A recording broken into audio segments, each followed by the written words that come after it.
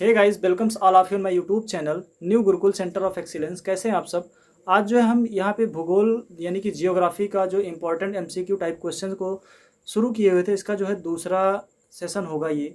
तो चलिए हम शुरू करते हैं। यहाँ पे जो हमारा पहला क्वेश्चन है वो क्वेश्चन ये है कि भारचुक्की प्रपात भारत के किस राज्य में स्थित है। तो इसके जो है चार ऑप्शन दिए हुए हैं। पहला ऑप्शन है कर्नाटक, दूसरा है आंध्र प्रदेश, तीसरा है तेलंगाना और चौथा है तमिलनाडु। ठीक है, तो यहाँ पे इसका जो राइट आंसर यहाँ पे होगा कर्नाटक। क्या होगा? कर्नाटक होगा यहाँ पे। तो चलिए हम भारचुक्की प्रपात के बारे में थोड़ा बात कर लेते हैं कि भारचुक्की प्रपात जो है कहाँ पे स्थित है। तो जो भारचुक्की जलप्रपात है ये जो है कर्नाटक जो राज्य है, कर्नाटक राज्य में बंगलौर से 130 किलोमीटर दूर स्थित है। और ये जो जलप्रपात है ये शिव समुद्रम जलप्रपात का क्या है, ये हिस्सा है। किसका? शिव समुद्रम जलप्रपात का हिस्सा है। तो अगला क्वेश्चन हम लेते हैं। अगला क्वेश्चन हमारा है भारत ओमान रिफाइनरीज लिमिटेड निम्नलिखित में से किस रिफाइनरी का कार्य करती है। जो भारत ओमान रिफाइनरीज लिमिटेड है ये जो नीचे ऑप्शन दिए हुए हैं, ऑप्शन ए है बोंगाईगांव रिफाइनरी, दूसरा है बीना रिफाइनरी और तीसरा हल्दिया रिफाइनरी और चौथा नुमालीगढ़ रिफाइनरी। तो इसमें से किस रिफाइनरी के लिए भारत ओमान रिफाइनरी जो है कार्य करती है। तो इसका जो राइट आंसर होगा, राइट आंसर है बी, बीना रिफाइनरी। जो बीना रिफाइनरी है उसी के लिए भारत ओमान रिफाइनरी लिमिटेड क्या करती है, कार्य करती है, यानी कि सहायक का कार्य करती है। ठीक है, तो चलिए हम थोड़ा सा बात कर लेते हैं कि जो बीना तेल शोधक कारखाना है ये कहाँ पे स्थित है। तो जो बीना तेल शोधक कारखाना है ये एमपी मीन्स मध्य प्रदेश में स्थित है। अब मध्य प्रदेश की राजधानी क्या है? मध्य प्रदेश की जो राजधानी है वो जो है भोपाल है। ठीक है, तो ये जो है जो बिना तेल शोधक कारखाना है, क्या है? बीना तेल शोधक जो कारखाना है ये मध्य प्रदेश के सागर जिले में स्थित है। कहाँ पे? मध्य प्रदेश के सागर जिले में स्थित है। अगर हम इसकी स्थापना की बात करें, जो बीना तेल शोधक कारखाना है तो जो इसकी स्थापना हुई थी 2011 में हुई थी। कब हुई थी? 2011 में हुई थी। और किसने किया था?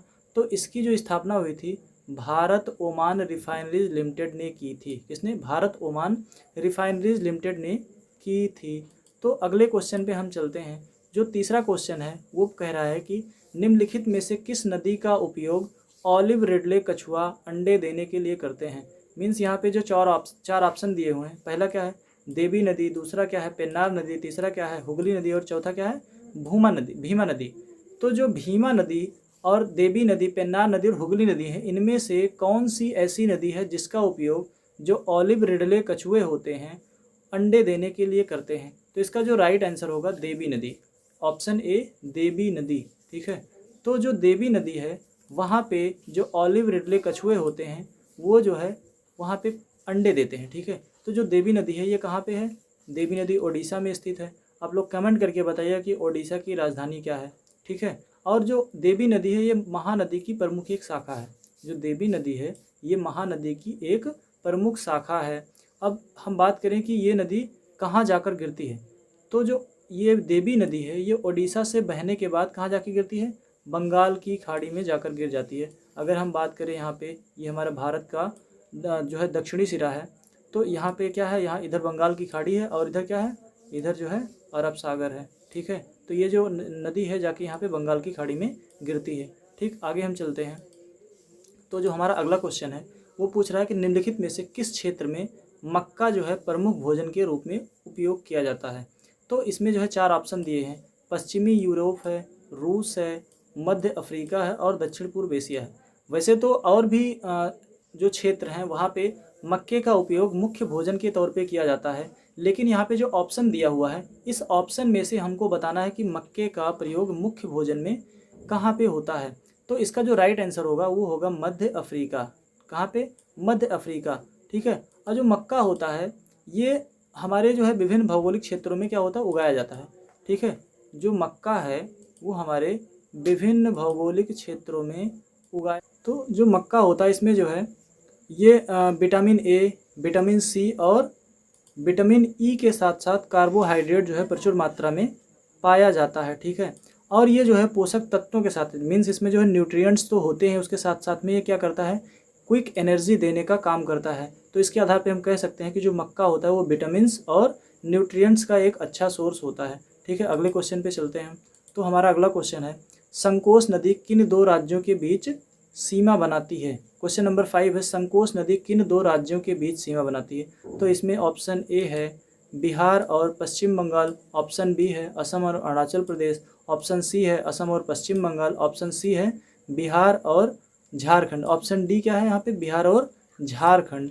तो इसका जो राइट आंसर होगा वो होगा असम और अरुणाचल प्रदेश। जो संकोच नदी है ये असम और अरुणाचल प्रदेश के बीच में सीमा का कार्य करती है। तो चलिए हम देखते हैं जो संकोच नदी है ये कहाँ से निकलती है और कैसे जो है ये किधर से होते हुए जाती है। तो जो संकोच नदी है ये उत्तरी भूटान से निकलती है। कहाँ से? उत्तरी भूटान से निकलती है और असम में जाके कहाँ से मिल जाती है? ब्रह्मपुत्र नदी से मिल जाती है। ये जो है संकोच नदी उत्तरी भूटान से निकलती है, असम में जाकर ब्रह्मपुत्र नदी से मिल जाती है तथा जो ये नदी है असम और अरुणाचल प्रदेश के बीच में क्या करती है? सीमा साझा करती है, मीन्स सीमा का निर्माण करती है। ठीक है, अगले क्वेश्चन पे चलते हैं। तो अगला क्वेश्चन है पीर पंजाल पर्वत श्रेणी किस राज्य में स्थित है?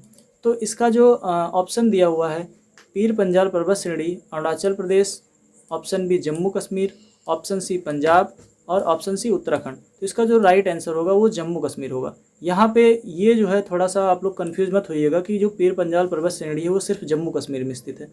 यहाँ पे जो राइट आंसर होगा यहाँ पे, तो अकॉर्डिंग टू ऑप्शन, तो जो पीर पंजाल पर्वत श्रेणी है जम्मू कश्मीर में तो स्थित है, लेकिन जम्मू कश्मीर में स्थित होने के साथ साथ कहाँ पे स्थित है? सबसे पहले पीओके, फिर जम्मू कश्मीर, उसके बाद कहाँ पे?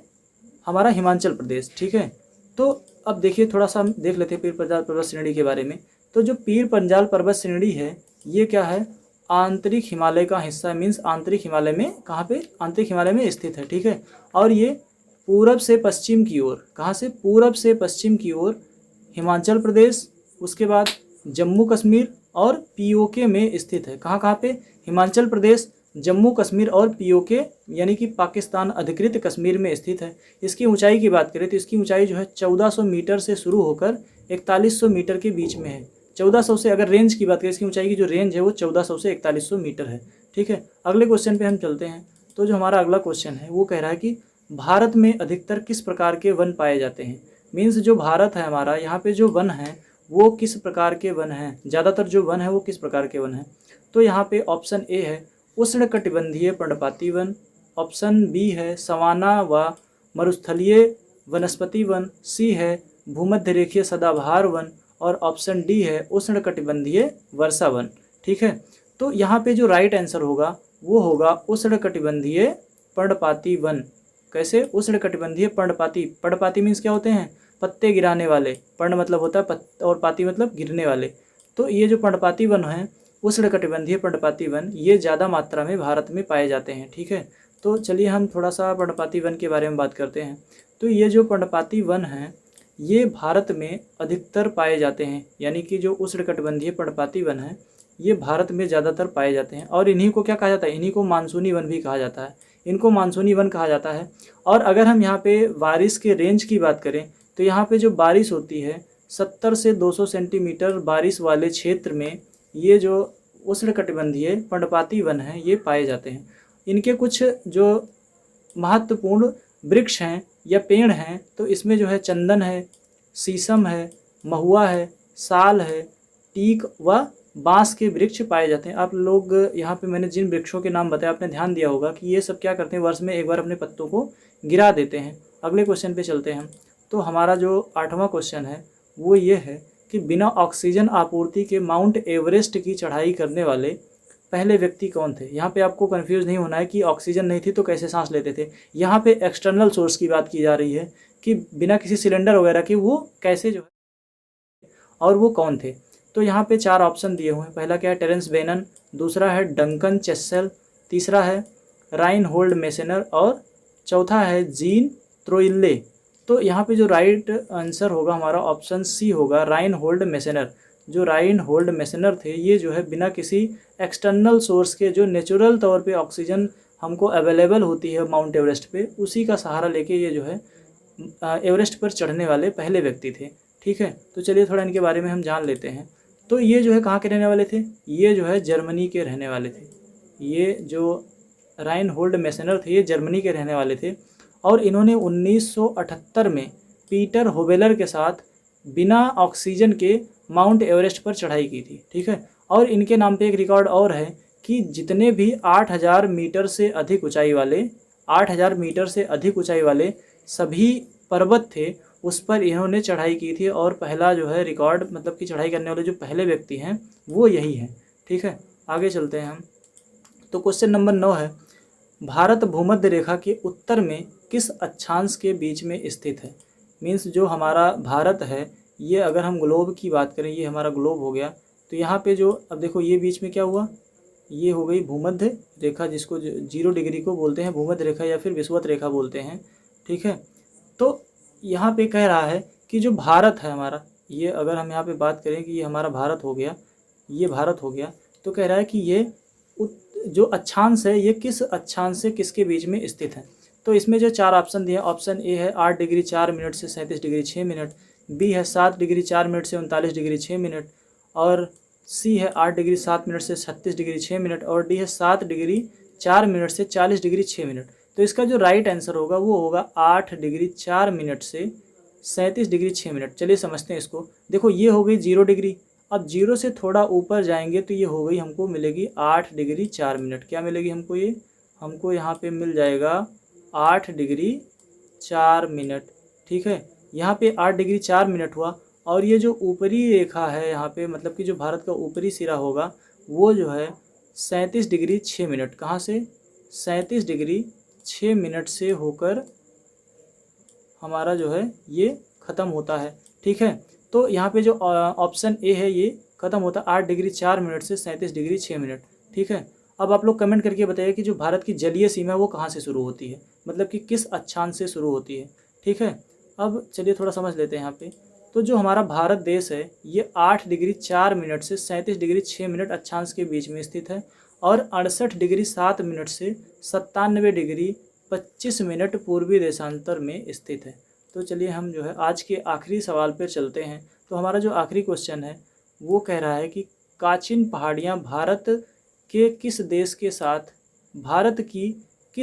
साथ सीमा का निर्माण करती हैं। ठीक है, जो काचिन पहाड़ियाँ हैं ये भारत के किस देश के साथ सीमा का निर्माण करती हैं। तो इसमें जो है ऑप्शन ए है भूटान, ऑप्शन बी है म्यांमार, सी है नेपाल, और डी क्या है, डी है चाइना। ठीक है, तो यहाँ पे जो हमारा राइट आंसर होगा वो म्यांमार। आप लोग कमेंट करके बताइएगा कि जो 4 ऑप्शन दिए हुए हैं भूटान, म्यांमार, नेपाल और चाइना, इनकी कैपिटल क्या, इनकी राजधानी क्या, आप लोग कमेंट करके बताइएगा, हम आपके कमेंट का वेट करेंगे। तो चलिए आगे चलते हैं। यहाँ पे जो काचिन पहाड़ियाँ हैं ये कहाँ पे स्थित हैं, म्यांमार के उत्तर पूर्व में काचिन राज्य में स्थित हैं। कहाँ पे, म्यांमार के उत्तर पूर्व में काचिन राज्य में स्थित हैं, और ये जो है भारत और म्यांमार के बीच सीमा का निर्माण करती हैं। अब हम बात करते हैं कि भारत और म्यांमार के बीच में सीमा का निर्माण जब कर रही हैं तो भारत का वो कौन सा राज्य है जो इसके साथ लगता है। तो ये जो पहाड़ी है ये अरुणाचल प्रदेश के साथ लगती है। तो ये जो है आज का हमारा वीडियो रहा। हम उम्मीद करते हैं कि आपको ये वीडियो पसंद आया होगा। अगर आपको पसंद आया तो ज़्यादा से ज़्यादा लाइक करिए, शेयर करिए और कमेंट करिए, तथा हाँ हमारे चैनल को सब्सक्राइब करना मत भूलिए, क्योंकि आप ज़्यादा से ज़्यादा सब्सक्राइब करेंगे तो हमको एक अलग से एनर्जी मिलेगा और हम ज़्यादा से ज़्यादा आपके लिए वीडियोज़ को ला सकेंगे। Thank you.